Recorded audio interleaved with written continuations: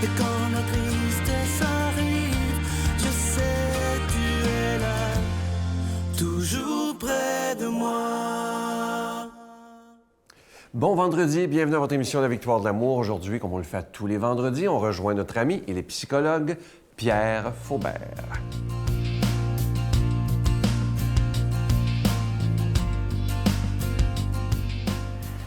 Eh bien, vous savez, je trouve tellement riche le texte de Saint Paul aux Romains, chapitre 7, là, à partir du verset 14 jusqu'au verset 24, je crois, que je passe 3 chroniques là-dessus. Là. Puis on ne sait jamais, peut-être une 4e. Mais pourquoi? Parce que c'est notre lot. Et écoutez bien ce qu'il dit, là, Saint Paul. Il dit « Je suis vendu et esclave au péché ». J'ai dit la dernière fois que le péché, c'est un obstacle. C'est une source d'aliénation. Ce qui fait qu'on est séparé de soi-même. On appelle ça en psychologie un clivage. Ça, là, ça pourrait faire l'objet d'une heure de rencontre ici avec vous. Et qu'est-ce qu'il dit après? Effectivement, je ne comprends rien.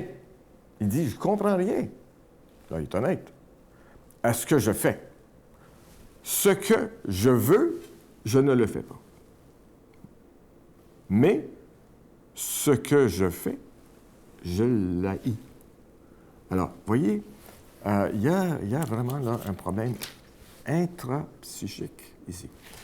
Curieusement, dans cette version de la Tob, qui est la traduction œcuménique de la Bible dans le Nouveau Testament, les spécialistes ils disent ici, il faut se garder pardon, de faire de ce conflit, décrit au verset 15 à 24, une analyse psychologique. Mais je dirais, ils viennent d'où, ces gens-là? Hein? Tout est psychologique. Hein? Est-ce qu'on a peur de ce qu'on pourrait découvrir quand on fait une recherche ou une réflexion basée sur la psyché humaine? On est en pleine psyché humaine. Je suis même pas sûr que Paul serait d'accord avec ce commentaire de ces exégètes de la Tob. Parce que c'est profondément psychologique. Et si Paul dit ça, c'est parce qu'il est troublé par ça. Il est ému par ça. Il n'aime pas ça. Il dit à un moment donné qu'il est malheureux. Hein? Ce qu'il fait, je ne veux pas faire, je le fais. Ce que je ne veux pas faire, je le fais. Et écoutez, je suis comme ça et probablement que vous êtes comme ça. On est tous comme ça. On fait des choses et on ne sait pas pourquoi. Et si ça arrive, eh bien, on peut parler de conflit intrapsychique. Conflit intrapsychique, ça veut dire quoi? C'est qu'à l'intérieur de nous, et là, je parle de catégories comme le moi, l'ego, super-ego, et le ça.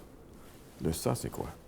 Ça, là, c'est un puits de richesse et de terreur. Parce que le ça, là, ce sont nos pulsions. C'est ce qui nous amène parfois à agir de façon intempestive. C'est le lieu de la créativité, de la vie et de la mort. C'est de là où je veux vivre et aussi peut-être même tuer. Vous vous rendez compte, là? Ça, c'est nous, ça. Il ne faut pas avoir peur de dire ça, parce que si on ne le dit pas, eh bien, on le cache et ça vient nous hanter par la suite et on arrive à des situations où on peut dire avec Paul, ce que je ne veux pas faire, je le fais. Comment ça se fait? Comment ça se fait? Eh bien, c'est parce qu'on est au niveau du ça. Et c'est puissant. Et c'est beaucoup dans la dimension qu'on appelle inconsciente. Et j'y reviendrai. Bonne journée. Notre Père qui es aux cieux, que ton nom soit sanctifié, que ton règne vienne, que ta volonté soit faite sur la terre comme au ciel. Donne-nous aujourd'hui notre pain de ce jour. Pardonne-nous nos offenses comme nous pardonnons à ceux qui nous ont offensés. Ne nous laisse pas entrer en tentation, mais délivre-nous du mal, car c'est à toi qu'appartient le règne, la puissance et la gloire pour les siècles des siècles. Amen. Dans le cadre des 60 ans de vie religieuse de Sœur Angèle, la Victoire de l'amour vous invite à son pèlerinage en Italie, en compagnie de Sœur Angèle, du Père Yvon Sanson et la participation occasionnelle de Sylvain Charon.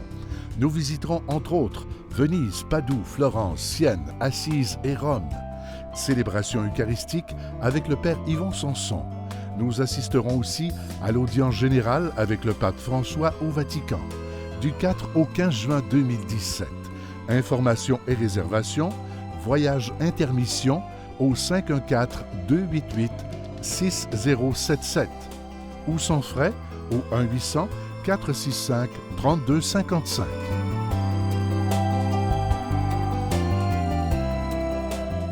Je suis tellement heureux de vous parler de ce nouveau cadeau du mois. C'est pour le mois de février, le mois de l'amour et de l'amitié. On a pensé vous offrir comme cadeau un magnifique pendentif, vous le voyez présentement à l'écran, avec un cœur de cristal rouge orné avec une petite croix argentée. Et je sais que vous allez être très heureux, le pendentif vient enfin avec la chaîne argentée également. Je vous rappelle que ce pendentif, il est déjà béni. Ça se donne vraiment bien en cadeau pour ce beau mois de février, comme je vous dis, de l'amour et de l'amitié. Je vous donne l'adresse en vous disant merci de tout cœur de ce que vous ferez pour le ministère de la Victoire de l'amour, parce que le mois de janvier a été extrêmement difficile au niveau des dons, mais je vous fais confiance qu'en février, nous pourrons reprendre le temps perdu. Je vous donne l'adresse, la Victoire de l'amour, casier postal 120, succursale Boucherville à Boucherville, le J4B 5E6, je vous la redonne, la Victoire de l'amour, casier postal 120, succursale Boucherville à Boucherville, le J4B 5E6, également par téléphone, par carte de crédit du lundi au vendredi de 8h30 à 16h30 dans le 514-523-4433, 523-4433 ou sans frais le 1-888-811-9291, 1-888-811-9291 et aussi sur notre site Internet. Je vous rappelle que c'est une façon extrêmement sécuritaire de faire votre don. C'est le www.lavictoiredelamour.org. Alors, je vous rappelle ce beau cadeau du mois, un véritable bijou, ce pendentif avec un cœur de cristal rouge orné d'une petite croix argentée. Je vous remercie de tout cœur pour votre grande générosité et merci aussi de votre prière parce que vous savez que sans la prière, nous ne pourrions pas être là. Merci de tout cœur.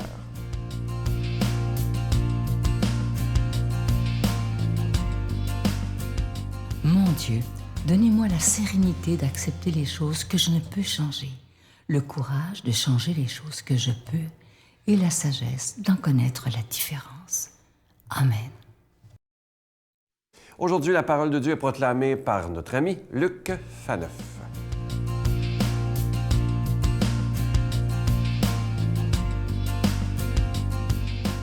Bonjour, merci d'être là pour la méditation de la parole de Dieu. Cette parole inspirée par l'Esprit Saint et qui chaque jour, par un mot, une idée, un verset, une attitude de Jésus, j'allais dire un clin d'œil, chaque jour la parole de Dieu a un petit cadeau pour nous, quelque chose pour nous aider à porter notre journée dans la joie. Donc aujourd'hui, on va entendre parler d'Hérode et de Jean le Baptiste. Demandons à l'Esprit Saint de venir, l'Esprit Saint qui a inspiré ce texte, de venir habiter nos cœurs. Le roi Hérode apprit cela. En effet, le nom de Jésus devenait célèbre. On disait, c'est Jean, celui qui baptisait. Il est ressuscité d'entre les morts et voilà pourquoi des miracles se réalisent par lui. Certains autres disaient, c'est le prophète Élie. D'autres encore disaient, c'est un prophète comme ceux de jadis. Hérode entendait tous ces propos et disait, celui que j'ai fait décapiter, Jean, le voilà ressuscité. Car c'était lui, Hérode, qui avait donné l'ordre d'arrêter Jean et de l'enchaîner dans la prison à cause d'Hérodiade, la femme de son frère Philippe, que lui-même avait prise pour épouse. En effet, Jean lui disait, « Tu n'as pas le droit de prendre la femme de ton frère. » Hérodiade en voulait donc à Jean, et elle cherchait à le faire mourir. Mais elle n'y arrivait pas, parce que Hérode avait peur de Jean. Il savait que c'était un homme juste et saint, et il le protégeait. Quand il l'avait entendu, il était très embarrassé. Cependant, il l'écoutait avec plaisir. Or, une occasion favorable se présenta quand, le jour de son anniversaire, Hérode fit un dîner pour ses dignitaires, pour les chefs de l'armée et pour les notables de la Galilée. La fille d'Hérodiade fit son entrée et dansa. Elle plut à Hérode et à ses convives. Le roi dit à la jeune fille, « Demande-moi ce que tu veux et je te le donnerai. » Et il lui fit ce serment, « Tout ce que tu me demanderas, je te le donnerai, même si c'est la moitié de mon royaume. » Elle sortit alors pour dire à sa mère, « Mais que vais-je donc lui demander ?» Hérodiade répondit, « La tête de Jean, celui qui baptise. » Aussitôt, la jeune fille s'empressa de retourner auprès du roi et lui fit cette demande, « Je veux que tout de suite tu me donnes sur un plat la tête de Jean le Baptiste. » Le roi fut vivement contrarié, mais à cause du serment et des convives, il ne voulut pas lui opposer un refus. Aussitôt, il envoya un garde avec l'ordre d'apporter la tête de Jean. Le garde s'en alla décapiter Jean dans la prison. Il apporta la tête sur un plat, la donna à la jeune fille, et la jeune fille la donna à sa mère. Ayant appris cela, les disciples de Jean virent prendre son corps et le déposèrent dans un tombeau. Acclamons cette parole de Dieu. Louange à toi, Seigneur Jésus. Alors, un évangile aujourd'hui, comme vous l'avez entendu déjà probablement maintes fois dans votre vie, un évangile qui nous parle, oui, d'une sombre nouvelle, la décapitation, la décollation de Jean-Baptiste. Mais avant, on va regarder le texte un petit peu plus dans le détail. On va commencer par le début. Hérode, qui entend parler du nom de Jésus, qui devenait célèbre. Et là, c'est intéressant parce que déjà, on reconnaît que Jésus avait le pouvoir de faire des miracles. Ces miracles, c'est le mot français « miraculum » qui veut dire « chose admirable » ou « extraordinaire », qui vient du grec ancien, qui voulait dire « acte de puissance » ou « des signes », selon l'évangéliste. Donc, Jésus, on reconnaissait qu'il avait un pouvoir extraordinaire. Et là, tout le monde se posait des questions, puis il y avait un paquet d'hypothèses. C'est la réincarnation, la résurrection de Jean le Baptiste, ou c'est un grand prophète. Mais quoi qu'il en soit, on voit déjà que l'identité de Jésus posait problème. Donc Jésus, vraiment, d'un point de vue historique, on est certain que c'était un homme qui, voilà, partout où il passait, il questionnait les gens, et Jésus était habité par ce pouvoir unique, vraiment, de faire des miracles. Donc ça, c'est incontestable d'un point de vue historique. Autre point vraiment important. Hérode, on va se le dire, là, Hérode, c'était vraiment un truand, OK? C'était vraiment un être humain abominable, abominable. L'Évangile le met en scène, puis l'Évangile ne dit pas tout. Les historiens connaissent son histoire, je suis allé fouiller. C'est un homme qui était prêt à assassiner sa mère, son frère. C'était une ordure, OK? Puis je pourrais employer des termes beaucoup plus durs. Malgré cela, Hérode, le texte le dit, Hérode respectait Jean. Il avait peur de lui. C'est là qu'on voit, c'est une leçon, vous savez, chez les pires personnes, les personnes qui ont donné leur vie au mal, malheureusement, il y en a quelques-unes, on voit que la boussole morale qui fait en sorte qu'un saint, une sainte, c'est quelqu'un qui est vraiment reconnu. Et même chez les pires individus de la terre, cette sainteté, cette présence de Dieu dans certains grands prophètes, elle est vraiment reconnue. Un autre petit point, une fois Jean-Baptiste mort, on ne fera pas le détail, ses disciples vont venir recueillir son corps pour l'enterrer. Vous savez, plusieurs des apôtres vont le suivre. Demandons à Dieu de nous bénir, lui qui est Père, Fils et Saint-Esprit. Amen. Je vous salue Marie, pleine de grâce. Le Seigneur est avec vous. Vous êtes bénie entre toutes les femmes, et Jésus, le fruit de vos entrailles, est béni. Sainte Marie, Mère de Dieu, priez pour nous pauvres pécheurs, maintenant et à l'heure de notre mort. Amen. Je vous laisse avec une belle pensée qui dit ceci. C'est le code éthique amérindien. Écoutez, c'est tellement beau, ça, j'en reviens pas comment c'est beau. Ça dit ceci. Ne parle jamais des autres en mal. L'énergie négative que tu déverses dans l'univers se multipliera et te reviendra.